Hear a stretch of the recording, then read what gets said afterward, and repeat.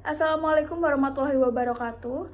Kami dari kelompok 9 yang beranggotakan yang pertama ada Cakti Bintang Dwi Harisma, kemudian ada saya Salvia Ayunu Sunario, yang ketiga ada Devita Muntahana Nurlestari, dan yang terakhir ada Farudin Nurkesaini.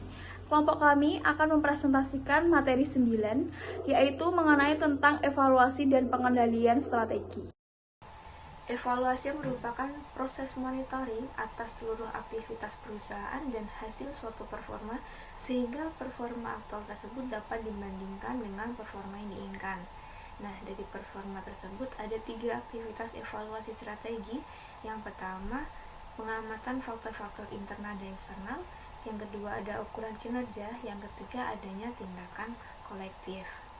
Dari 3 aktivitas evaluasi di atas tadi dapat kita simpulkan mengapa evaluasi dan kegiatan perusahaan itu penting. Dalam hal ini akan memunculkan beberapa tahapan manajemen strategik yang meliputi kegiatan. Yang pertama adalah pembuatan strategi. Kegiatannya ada apa? Yaitu meliputi pengembangan visi dan misi serta tujuan jangka panjang perusahaan.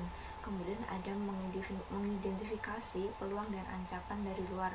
Selain itu ada mengidentifikasi kekurangan serta kekuatan dari dalam organisasi itu apa.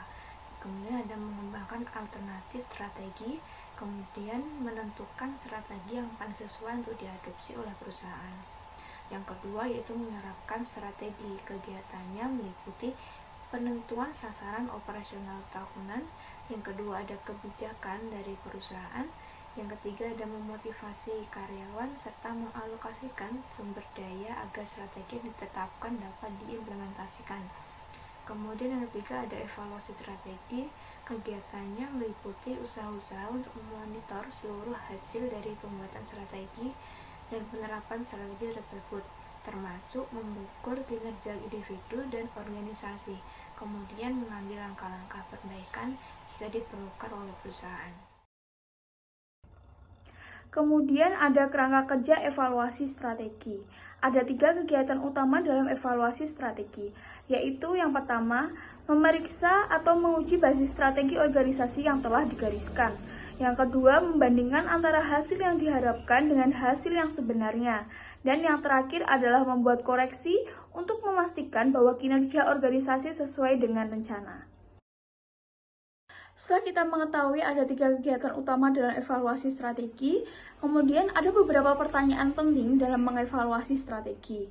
Antara lain, yang pertama, apakah kekuatan internal kita masih kuat?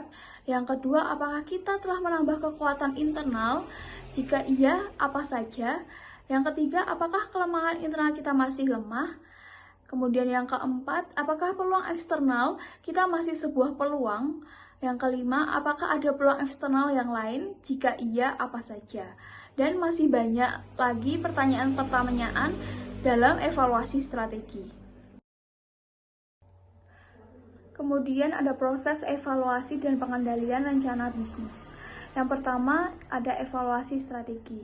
Merupakan suatu proses mendapatkan informasi mengenai pelaksanaan rencana-rencana bisnis dan kinerjanya, serta membandingkan informasi tersebut dengan standar yang telah ditentukan.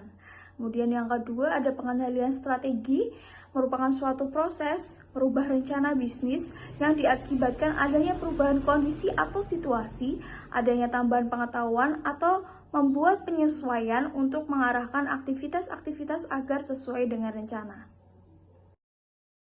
Assalamualaikum warahmatullahi wabarakatuh. Saya Devita Muntahana Nurlestari. Saya akan membacakan pada bagian proses evaluasi dan pengendalian strategi. Yang pertama, menentukan apa yang diukur. Yang kedua, menetapkan standar kinerja. Yang ketiga, mengukur kinerja aktual. Yang keempat, membandingkan kinerja aktual dengan standar yang ditetapkan. Yang kelima, mengambil tindakan perbaikan.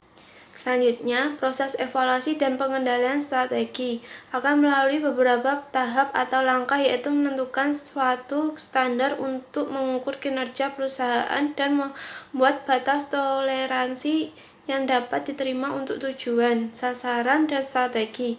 Peter Drucker mengusulkan 5 kriteria untuk penentuan standar pengukuran kinerja tersebut. Yang pertama, posisi pasar, penilaian yang nyata terhadap keberhasilan perusahaan adalah mengukur posisi pangsa pasarnya dibandingkan dengan para pesaing. Apakah pangsa pasar telah meningkatkan atau cenderung menurun?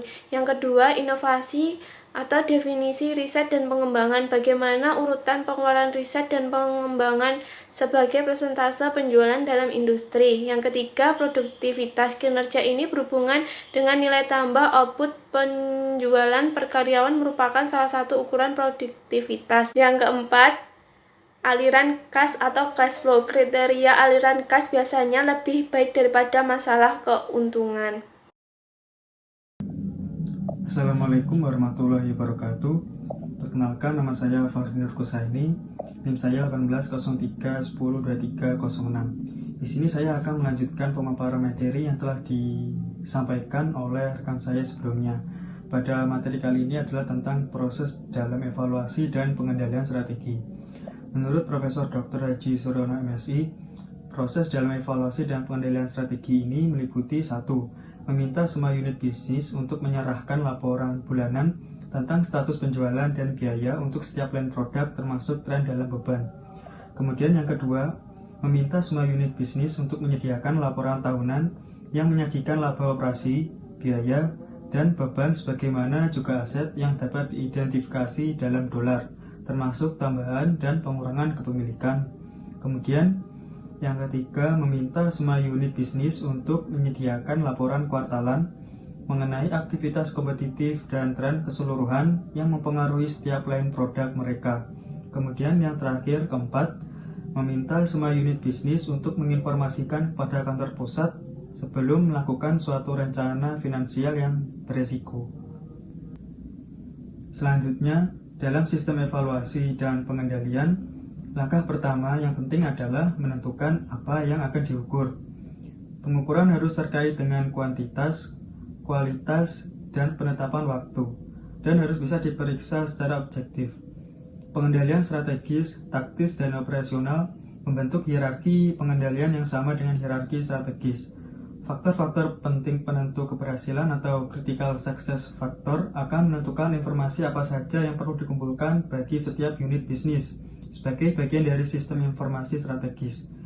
Sebuah sistem evaluasi dan pengendalian yang tepat harus mampu melengkapi kesimpulan seperti yang ditunjukkan dalam model manajemen strategi.